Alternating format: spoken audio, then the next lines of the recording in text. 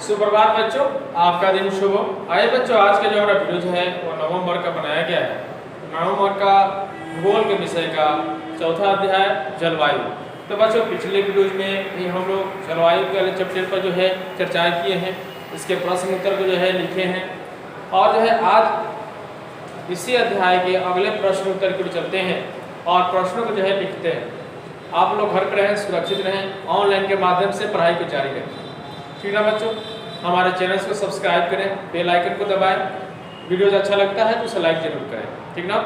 आइए चलते हैं, प्रश्न को देखते हैं, प्रश्न क्या कह रहा है।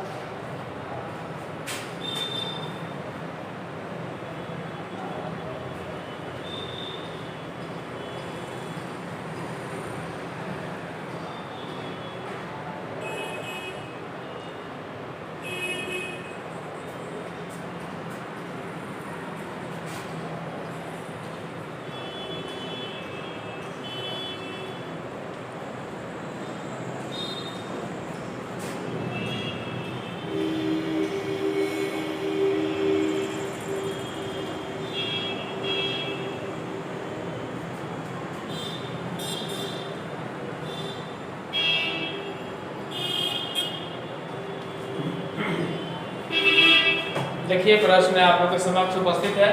कह रहा है भारतीय मानसून की 3 प्रमुख विशेषताएं बताएं। तो बच्चों, भारतीय मानसून के आने से खेतों में हरियाली छा जाती है, उमस भरी गर्मी से राहत मिलती है, खेती के पैदावार में वृद्धि हो जाती है। ठीक है ना बच्चों। तो सबसे पहले आप लोग जो है भारतीय मानसून के बारे में ये प्रश्न को जो है लिखेंगे फेयर कॉपी में।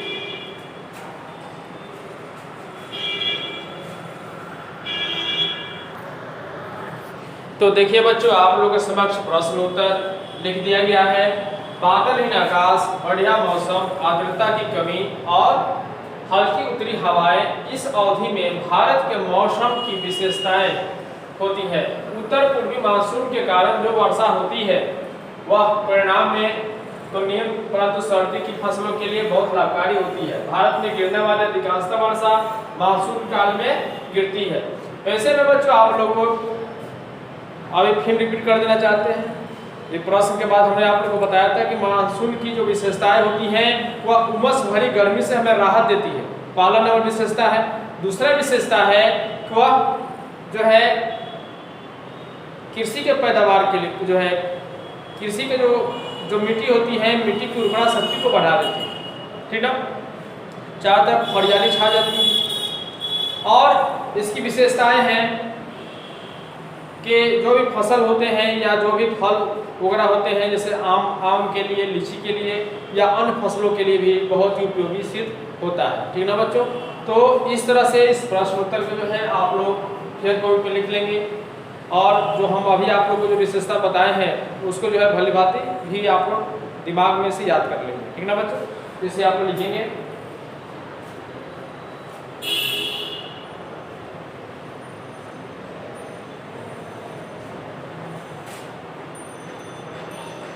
चलिए बच्चों, अगला प्रश्न लिखते हैं।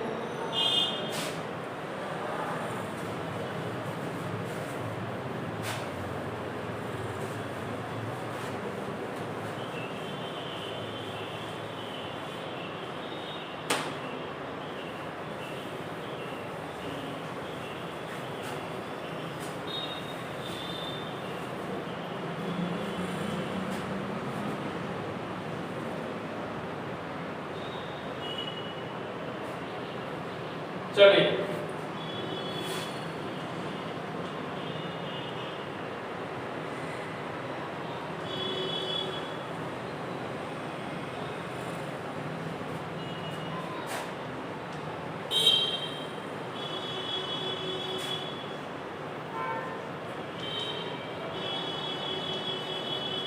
प्रश्न देखिए, कह रहा है लू से आप क्या समझते हैं। प्रश्न को लिखेंगे।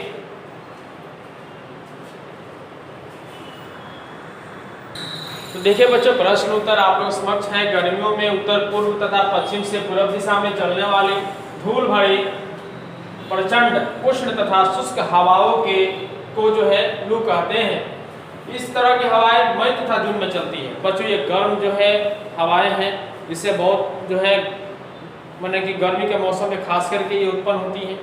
तो इस प्रश्न उत्तर को आप लोग हेयर कॉपी में लिखेंगे।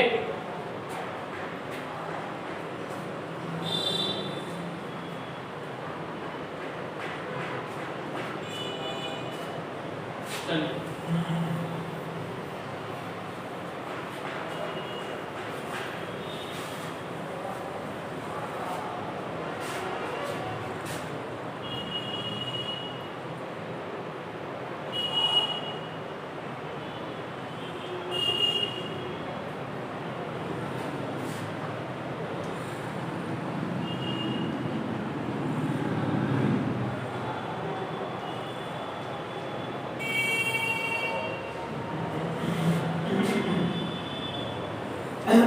देखिए बच्चों, प्रश्न है अच्छे ढंग से समझने का आप लोग प्रयास करेंगे, ठीक ना। कह रहा है मानसून विस्फोट क्या है। तो पहले मानसून जान जाइए। जब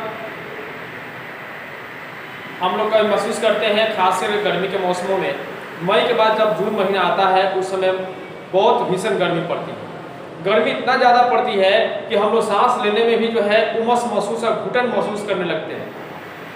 तो उस समय जो है सागरीय क्षेत्रों में, हिंद महासागर में, अरब सागर में, उस समय जो है निम्न दबाव बनता है और जो भी बादल होते हैं वो संगठित होते हैं। संगठित होकर उस क्षेत्रों में जोरदार वर्षा करते हैं। उसी जोरदार वर्षा को जो है मानसून का फटना कहा जाता है। जब निम्न दबाव के कारण बादल जो है संगठित होकर जो है बरसने लगते हैं और जोरदार वर्षा करते हैं, उसे ही मानसून का फटना कहा जाता है।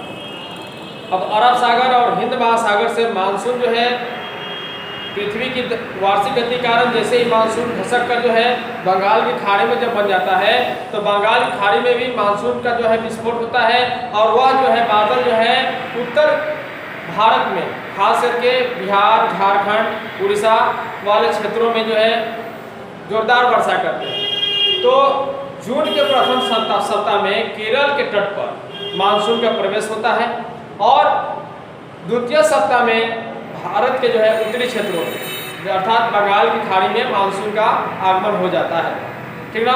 तो इसे ही मानसून का फटना कहा जाता है। तो बच्चों आज जो है इस प्रश्न को स्वयं जो है लिखने का आप लोग प्रयास करेंगे और जो आप लोग जैसे कमेंट आएगा उसके अनुसार जो है अगले वीडियो से जो है हम लिखवाएंगे भी या लिखवाने का प्रयास करेंगे। चलिए बच्चों, तो आज की वीडियो के लिए इतना ही रहा। मिलते हैं अगले वीडियो में कुछ नए बातों के साथ। तब तक के लिए धन्यवाद। जय हिंद, जय भारत।